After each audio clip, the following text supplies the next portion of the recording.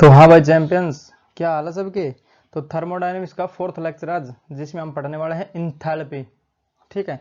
जो delta H है वो बराबर होता है delta U plus delta N G और आर टी के। ठीक है। यहाँ पे है जो डेल्टा एच है वो इंथैल्पी, ये इंटरनल एनर्जी, और ये है जो नंबर ऑफ मोल्स हैं gaseous moles in product and reactant, उनका डिफरेंस है। ये यूनिवर्सल गैस कांस्टेंट, ये एब्सोल्यूट टेम्परेचर। ठीक है। तो इसकी डेरिवेशन भी देखेंगे हम, जो कि अपनी आएगी फर्स्ट लॉ ऑफ थर्मोडायनेमिक्स से। तो पिछले वाला लेक्चर था वो करवाया था थर्मोडायनेमिक्स के ऊपर। ठीक है, फर्स्ट लॉ पे। तो सबके लिए IIT JEE neat and board exams के लिए तो एक अच्छी सीरीज चलेगी है। 3 लेक्चर है, अच्छे बनाए हैं, वो भी देख सकते हो। ठीक है, उनको देखोगे तो सारा समझ में आ जाएगा थर्मोडायनेमिक्स। तो बढ़ते हैं अपने लेक्चर में आगे। तो शुरू करते हैं लेक्चर को इंथैल्पी से। अगर इंथैल्पी को समझना तो पहले हमें थोड़ा रिकैप देखना पड़ेगा फर्स्ट लॉ ऑफ थर्मोडायनेमिक्स का। ठीक है। तो थर्मोडायनेमिक्स क्या कहता है, फर्स्ट लॉ डेल्टा यू बराबर है अपना heat given to the system और plus work done on the system. Change in internal energy बराबर है heat given to the system और work done on the system. ठीक है, तब जाके अपनी जो एनर्जी है इंटरनल एनर्जी वो चेंज होएगी। तो ये क्या है, change in internal energy, change in internal energy. ठीक, ये क्या है, Q heat given to the system, heat given to the system. और ये W क्या है, work done on the system, work done on the system. ठीक है। और जो हमने फर्स्ट लेक्चर पढ़ा अपना थर्मोडायनेमिक्स का, उसमें हमने जो W है वर्क डन, उसका फॉर्मूला बताया था। तो अपना वर्क डन क्या हो जाएगा, वर्क डन बराबर हो जाएगा नेगेटिव ऑफ P एक्सटर्नल और डेल्टा V। तो ये हमने पहले लेक्चर में इसको डिराइव करा था। ठीक है। तो लेक्चर देखने पड़ेंगे तभी जाके आगे का सब कुछ समझ में आएगा। जो पिछले वाले लेक्चर करवा रहा हूँ सीरीज वाइज है, अगर एक भी सीरीज मिस हो गई तो लेक्चर चला जाएगा हाथ से, समझ रहे हो। तो हम आगे आगे जो P एक्सटर्नल है इसको डायरेक्ट P लिखेंगे। ठीक है, और समझेंगे क्या P एक्सटर्नल है ये अपना, तो बार बार कौन लिखे इतना बड़ा। ठीक है। तो हम ये वाली वैल्यू है यहाँ पे पुट कर रहे हैं। तो डेल्टा V डेल्टा U, तो डेल्टा U क्या हो जाएगा अपना Q और plus minus P delta V। ठीक है, ये हो जाएगा अपना। अगर ये कांस्टेंट वॉल्यूम पे हो रही है तो कांस्टेंट वॉल्यूम मतलब चेंज इन वॉल्यूम हो जाएगा अपना 0। अगर प्रोसेस, तो इसके दो केस बनेंगे, एक तो ये कांस्टेंट वॉल्यूम पे हो जाए और एक बनेगा कांस्टेंट प्रेशर पे हो जाए। ठीक है। If pressure is occurring at, if process process is occurring at constant volume, constant volume, then delta V बराबर हो जाएगा अपना 0। समझ रहे हो, कांस्टेंट वॉल्यूम मतलब वॉल्यूम चेंज ही नहीं हो रहा, तो डेल्टा V मतलब 0। तो इसको हम क्या कर सकते हैं, ये अपनी टर्म हो जाएगी अपनी पूरी 0। ठीक है। तो अपना डेल्टा U बन के आएगा, डेल्टा U वो बराबर हो जाएगा Q। ठीक है। तो इंटरनल एनर्जी जो रहेगी सिस्टम की, वो सिर्फ और सिर्फ रहेगी heat given to the system से। और यहाँ पे मैं लिख देता हूँ कांस्टेंट वॉल्यूम पे है तो QV लिख देता हूँ यहाँ पे। तो QV क्या हो जाएगा यहाँ पे, अगर QV की बात करें हम तो Q को स्मॉल लिख लेता हूँ, QV या कैपिटल ही रहने देता हूँ, कोई इश्यू नहीं है। तो QV बराबर हो जाएगा अपना चेंज इन इंटरनल एनर्जी। ठीक है, इसको मैं बोल देता हूँ इक्वेशन अपनी 1, समझे। या फिर जैसे अगर ये वाला Q है यहाँ पे, तो इसको मैं P डेल्टा V को उधर लेके जाता हूँ। तो Q क्या बन जाएगा अपना, Q बराबर हो जाएगा अपना डेल्टा U और प्लस का P डेल्टा V। ठीक है, एक ही बात है, रीअरेंज कर लो इनको, जो इक्वेशन है अपनी इनको मैंने रीअरेंज कर दिया। तो ये तो था अपना पहला केस जो कि हो रहा है कांस्टेंट वॉल्यूम पे। ठीक है। और दूसरा केस क्या हो जाएगा अपना, दूसरा केस यहाँ लिख दे रहा हूँ इसका। तो दूसरा केस हो जाएगा अपना जो कांस्टेंट वॉल्यूम पे हो, if process is occurring at constant pressure, if process is occurring at constant pressure, constant pressure. तो कांस्टेंट प्रेशर पे जो अपनी अक्कर होएगी उसमें जो P है वो कांस्टेंट हो जाएगा। इसका क्या मतलब है, P बराबर है कांस्टेंट। ठीक है। तो जो अपनी ये वाली इक्वेशन बनेगी, Q P कर देता हूँ यहाँ पे मैं। ठीक है, QP, क्योंकि Q क्या है अपने कांस्टेंट प्रेशर पे है, वो क्या हो जाएगी चेंज इन इंटरनल एनर्जी और प्लस का P डेल्टा V। तो जो ये चेंज इन इंटरनल एनर्जी इसको मैं U2 और माइनस U1 कर देता हूँ, क्योंकि फाइनल कितनी होगी, जैसे कोई प्रोसेस हो रही है तो वो हीट अब्जॉर्ब करेगी ना, कांस्टेंट प्रेशर पे बोल रहे हैं उसको मैं, कांस्टेंट प्रेशर पे हीट अब्जॉर्ब करेगी, तो उसकी जो इंटरनल एनर्जी है वो U1 से U2 हो जा रही है। ठीक है, तो मैं जो ये चेंज इन इंटरनल एनर्जी उसको U2 माइनस U1 लिख देता हूँ। तो ये QP बराबर हो जाएगा, चेंज है तो U2 माइनस U1 और प्लस ये P है अपना कांस्टेंट, और ये हो जाएगा V2 माइनस V1। मान लेते हैं उसका जो वॉल्यूम पहले V1 था और बाद में V2 हो गया, समझ रहे हो। तो अब क्या करेंगे, इसको P को यहाँ पे मल्टीप्लाई कर देंगे इसको, तो QP heat at constant pressure बराबर हो जाएगा अपना U2 माइनस U1 और प्लस का PV2 और माइनस का PV1। तो मैंने ये इसकी मल्टीप्लाई कर दी यहाँ पे। तो हम ये वाले U2 और PV2 इसको अरेंज करेंगे, पहले रीअरेंज कर देते हैं, जो 2 वाले टर्म है उनको एक साथ, 1 वाले टर्म है उनको एक साथ। तो ये QP आ जाएगा यहाँ पे, तो QP वो बराबर हो जाएगा अपना U2 और प्लस PV2 और माइनस का निशान लगा देंगे यहाँ पे, या फिर इसको ब्रैकेट में बंद करके माइनस का निशान लगाएंगे, और ये हो जाएगा अपना U1 और प्लस का PV1। ठीक है, जैसे ये माइनस यहाँ से भी कॉमन आ जाएगा तो U1 और यहाँ से भी कॉमन आ जाएगा तो प्लस का PV1। ठीक है, तो ये जो पर्टिकुलर क्वांटिटी है अपनी ये वाली, ये आएगी अपनी चेंज इन इंथैल्पी। ठीक है, वैसे इंथैल्पी डिफाइंड है नहीं, चेंज इन इंथैल्पी डिफाइंड है, जैसे पोटेंशियल एनर्जी डिफाइंड नहीं होती, वो change in potential energy defined रहती है। तो ये आ जाएगा अपना QP और बराबर हो जाएगा, इसको हम लिख सकते हैं डेल्टा E, यानी change in enthalpy, change in enthalpy. समझे, ये हम लिख सकते हैं चेंज इन इंथैल्पी। जैसे चेंज इंथैल्पी अगर देखी जाए तो क्या आ जाएगी U2 प्लस PV2, या फिर इसको देखा जाए QP क्या आ रहा है अपना, QP आ रहा है ये वाला एट कांस्टेंट प्रेशर, ये आ रहा है अपना, समझ रहे हो। या फिर इस जो E है इसको हम लिख सकते हैं क्या, ये वाला, सिंपली ये लिख सकते हैं हम इसको, तो डेल्टा U और plus P delta V।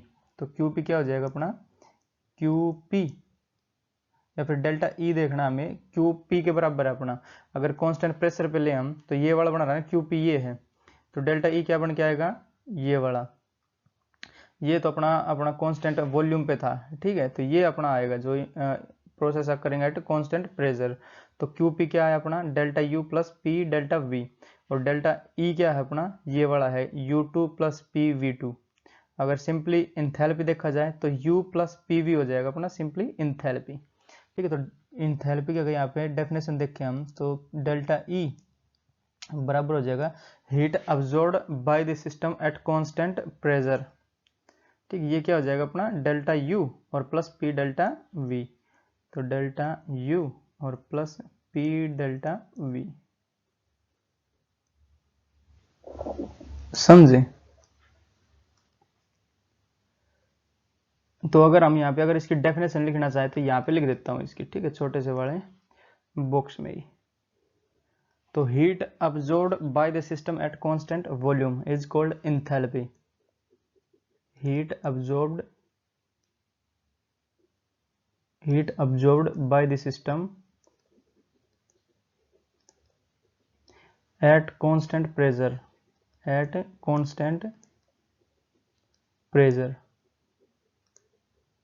is called enthalpy,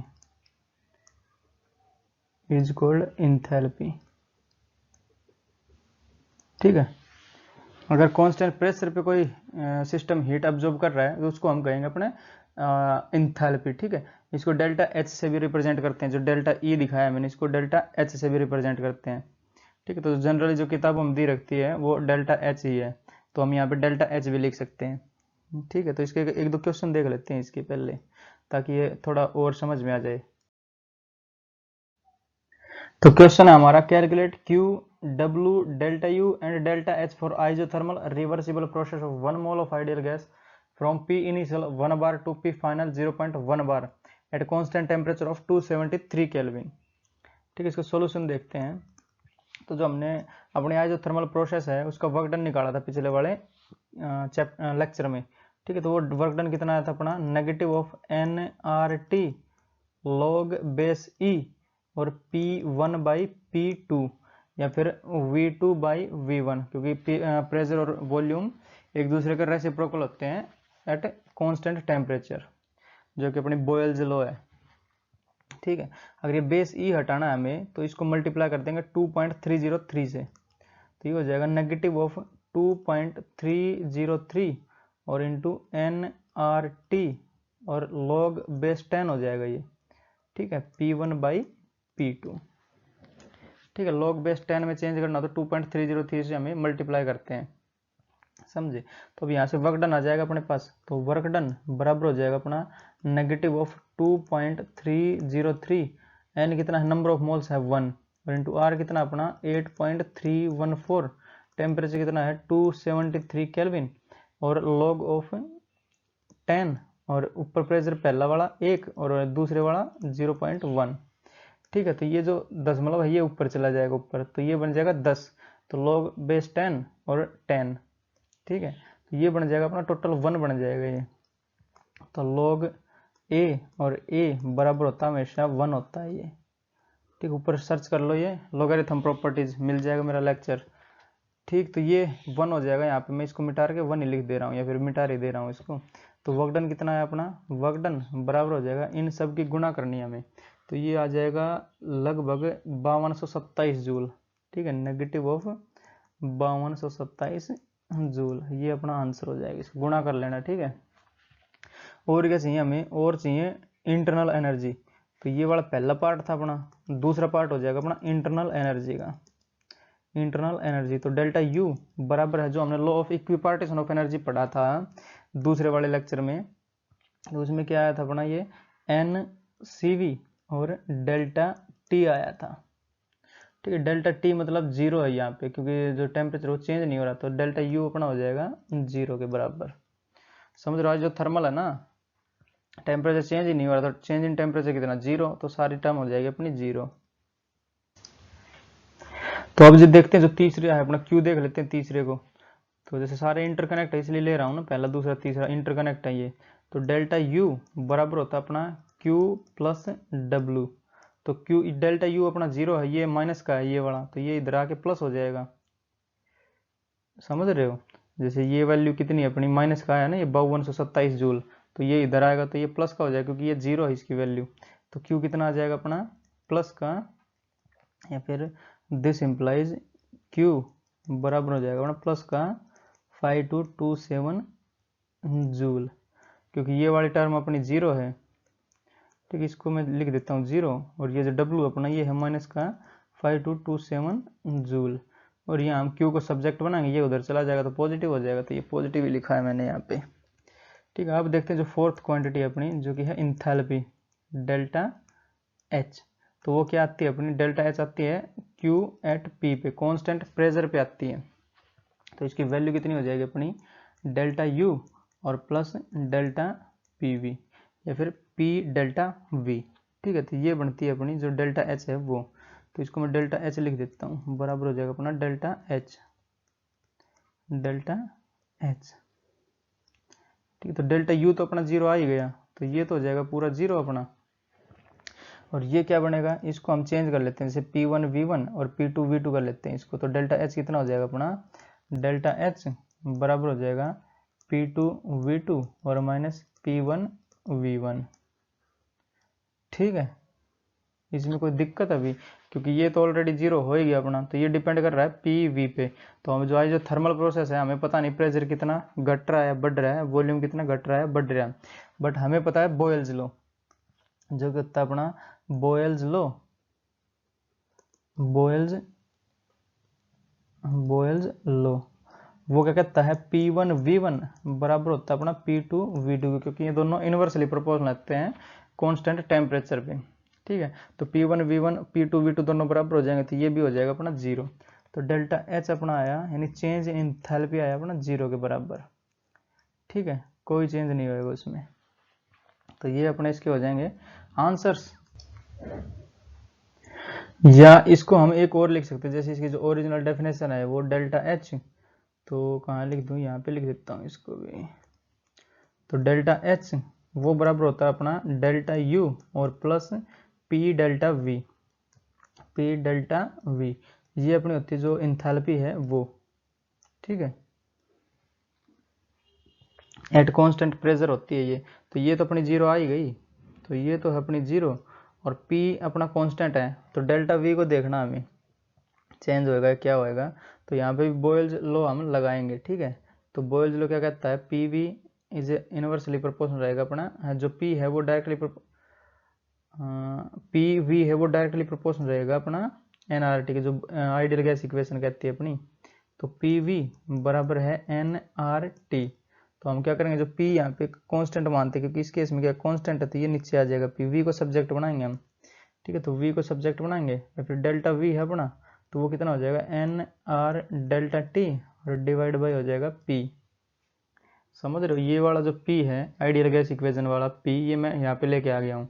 तो जो डेल्टा P है उसकी वैल्यू ये रख देता हूँ, तो डेल्टा T आ रहा है यहाँ पे भी।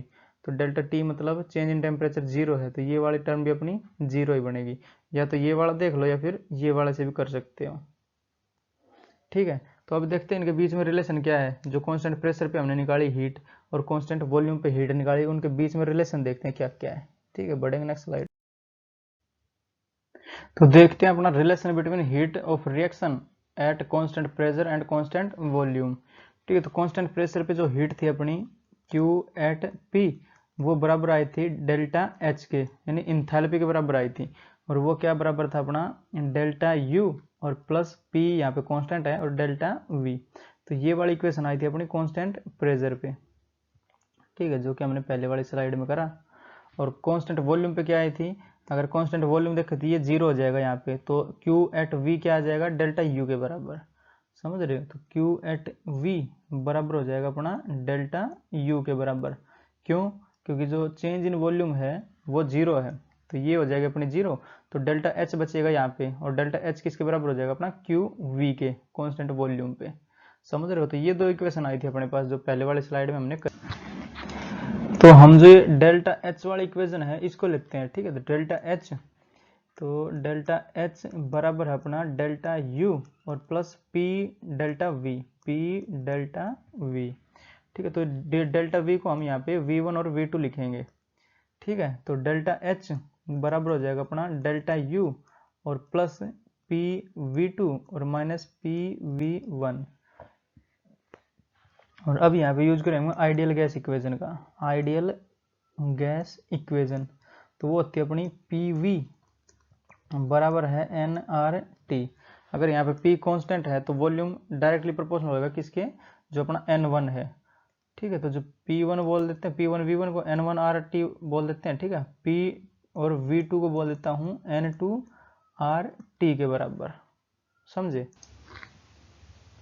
या फिर हम यहाँ पे यूज कर सकते हैं अपने अवोगाड्रो हाइपोथेसिस, जो क्या कहता है वॉल्यूम इज डायरेक्टली प्रोपोर्शनल रहेगा नंबर ऑफ मोल्स के। अवोगाड्रो हाइपोथेसिस वो क्या बताता है, वॉल्यूम है वो डायरेक्टली प्रोपोर्शनल रहेगा नंबर ऑफ मोल्स के। अगर वॉल्यूम बढ़ रहा है तो नंबर ऑफ मोल्स बढ़ेंगे, वॉल्यूम घट रहा है तो नंबर ऑफ मोल्स कम होएंगे, ठीक है। अगर किसी जो अपना क्लोज कंटेनर है, जैसे 3 कंटेनर लिए हमने, ये वाले क्लोज कंटेनर है ये, अवोगाड्रो हाइपोथेसिस जो लेक्चर 5वां था, 5वां चैप्टर उसमें मैंने पढ़ाया हुआ है। तो इसमें क्या बताता है, equal gases contain equal number of molecules if उनका जो वॉल्यूम है वो कांस्टेंट है, तो इसमें भी गैस के मॉलिक्यूल सेम रहेंगे, इसमें भी सेम, इसमें भी सेम। अगर इनका वॉल्यूम सेम है तो equal volume contains equal number of moles of gases. यहाँ पे जैसे हाइड्रोजन डालने तो इतने ही नंबर ऑफ मोल्स मिलेंगे, ऑक्सीजन डालने तो भी इतने ही मिलेंगे। और अगर ये सेम है, जो वॉल्यूम सेम है ना, यहाँ पे बड़ा दिख रहा है ना, इसको तो छोटा बना लेते हैं इसको, समझ रहे हो। तो वॉल्यूम सेम अगर, तो नंबर ऑफ मोल्स उनके सेम रहेंगे, और अगर वॉल्यूम डिफरेंट है तो नंबर ऑफ मोल्स भी डिफरेंट हो जाएंगे, मतलब डायरेक्टली प्रोपोर्शनल बताया था अवोगाड्रो सर ने।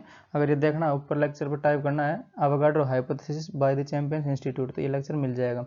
जैसे ये PRT ये तो कांस्टेंट है ही, तो P भी यहाँ पे कांस्टेंट हो जाएगा, नया कांस्टेंट K बन के आ रहा है ना अपना, ठीक है। तो या तो ये यूज कर लें हम, या फिर आइडियल गैस इक्वेशन का भी यूज कर सकते हैं। तो हम यहाँ पे लिखेंगे डेल्टा एच, डेल्टा एच बराबर हो जाएगा अपना डेल्टा यू और पी वी टू यानी एन टू आर टी कर देते हैं इसकी जगह, तो plus n two R T और minus N one R T, समझे। तो ये डेल्टा एच अपना बन के आया, डेल्टा एच बराबर हो जाएगा डेल्टा यू और प्लस आर टी को मान ले देंगे यहाँ से हम, और जो N two minus N one बच रहा है तो इसको मैं डेल्टा एन लिख देता हूँ, डेल्टा एन और आर और टी, और जो ये डेल्टा एन आएगा ये गैसेज का होएगा, तो इसकी भी कंडीशन बता देते हैं। तो जो ये इक्वेशन आती है अपने पास एक, डेल्टा एच बराबर हो जाएगा अपना delta U delta N G gaseous R और टी, ठीक है। तो यहाँ पे जो N1 है अपना ये है number of moles of gas off reactants, ठीक है, number of moles of gas, moles of reactants बोल देता हूँ इसको क्योंकि ये पहले है, ठीक है। बाद में क्या है अपना N2, तो ये क्या हो जाएगा प्रोडक्ट हो जाएगा, number of moles of product या गैसेज ऑफ प्रोडक्ट, ठीक है, number of moles of gas in product, ठीक है, N2 ये बराबर हो जाएगा अपना number of moles of gas in product. जैसे रिएक्शन होगी तो रिएक्टेंट और प्रोडक्ट होता है उसमें, तो number of moles of gas in reactants, ठीक है, ये N2 और N1 है अपने। जैसे ये वाला N2 क्या है, number of moles of gas in product, और ये क्या है इन रिएक्टेंट। तो पहले रिएक्शन होती है तो उसमें रिएक्टेंट्स मिलते हैं, बाद में बनता है अपना प्रोडक्ट, तो बाद में N2 जो आया है वो अपना प्रोडक्ट के नंबर ऑफ मोलिक्यूल्स या करेक्शन नंबर ऑफ मोल्स, समझे। तो जैसे इसके और डिटेल में चलें तो ये डेल्टा एच कब आया था अपना, ये आया था अपना क्यू पी पे आया था जब प्रेशर कांस्टेंट था, ठीक है, ये था क्यू पी, और बराबर ये कब आया था अपना जब वॉल्यूम कांस्टेंट था, तो क्यू वी और प्लस डेल्टा एन गैसियस और आर और टी। तो ये कब कब सिग्निफिकेंट होएगी, या फिर जो क्यू पी है वो क्यू वी के बराबर कब होएगा, जब या तो अपना जो वॉल्यूम है ये वाला चेंज इन वॉल्यूम ये जीरो हो जाए, समझ रहे हो। तो when change in volume is zero, तो पहला क्या हो जाएगा क्यू पी बराबर होएगा क्यू वी के, इफ चेंज इन वॉल्यूम बराबर है जीरो, तो डेल्टा वी बराबर हो जाएगा जीरो। अगर ये कोई ओपन वेसल में हो रहा है तो करेक्शन, जो क्लोज्ड वेसल में हो रही है, जैसे क्लोज वेसल में तो अपना जो चेंज इन वॉल्यूम है वो जीरो रहेगा ना। जैसे ये कोई क्लोज वेसल में रिएक्शन हो रही है तो इस केस में अपनी जो क्यू पी है वो क्यू वी के बराबर होएगी। दूसरे केस में कब होएगी, जब ये डेल्टा एन जी है जो नंबर ऑफ रिएक्टेंट्स है और बराबर हो जाए नंबर ऑफ प्रोडक्ट के, तब भी ये क्यू पी बराबर हो जाएगा क्यू वी के, तो समझ रहे थे। ये दूसरा हो जाएगा अपना नंबर ऑफ, या फिर एन वन बराबर कर देता हूँ एन टू, दोनों एन वन और एन टू दोनों बराबर हो जाए तब भी ये जाके अपनी ये वाली टर्म जीरो बन जाएगी और क्यू पी बराबर हो जाएगा क्यू वी के। तो ये रिलेशन है अपने between reaction at constant volume, constant pressure और कांस्टेंट वॉल्यूम। तो ये बन के आ रही है अपनी इक्वेशन। तो हमें चाहिए, अगर मान लेते हैं हमें क्यू पी और क्यू वी बराबर दिखाना, तो क्या क्या करेंगे, एक तो कांस्टेंट वॉल्यूम पे ही जीरो हो रहा है ये, तो ये दोनों क्यू पी और ये क्या क्यू वी, तो ये दोनों बराबर हो जाएंगे। एक क्या है, जब नंबर ऑफ रिएक्टेंट्स बराबर हो जाए नंबर ऑफ प्रोडक्ट्स के, तो ये वाला जीरो हो जाएगा फिर, समझ रहे हो। तो क्यू पी बराबर हो जाएगा क्यू वी के, समझे। और तीसरा अगर देखा जाए तो क्या हो जाएगा, जब जो गैसियस रिएक्टेंट्स है वो ही ना बने, क्योंकि ये जो आ रहा है अपना ये है गैसेज के लिए, तो ये अगर ये गैसेज वाले अपने प्रोडक्ट आएंगे ही नहीं तो ये जीरो हो जाएगा अपना। तो ये इस केस में भी क्यू पी बराबर हो जाएगा क्यू वी के, समझ रहे हो। जैसे अगर कोई अपनी रिएक्शन हो रही है वो सॉलिड और गैस में ही सॉलिड और लिक्विड में ही हो जा रही है, तो लिक्विड का और गैस जो अपना सॉलिड है उसका जो वॉल्यूम है वो ना के बराबर रहता है अपना चेंज, ठीक, मतलब जीरो ही रहता है उनका चेंज। तो तीसरा हम यहाँ पे लिख सकते हैं, if there is no gaseous product in the reaction, in the product, in the reaction there is no gaseous product in the reaction, gaseous product in the reaction, ठीक है। तो जो वॉल्यूम है अपना सॉलिड का और गैसेज का वो जीरो के बराबर माना जाता है चेंज, ठीक है, नेग्लिजिबल माना जाता है उसको। तो ये अपनी रिलेशन थी QP और QV के बीच में। तो ये वाली हमें याद रखनी, जो डेल्टा H है वो डेल्टा U और प्लस डेल्टा NG और RT, ये तो इसी से बन के आया है ना अपना। ये प्रेशर कांस्टेंट है, V को हम चेंज करेंगे V2 माइनस V1, या फिर अवोगाड्रो हाइपोथेसिस लगा देंगे, या फिर आइडियल गैस इक्वेशन लगा देंगे और अपनी ये इक्वेशन मिल जाएगी। समझे?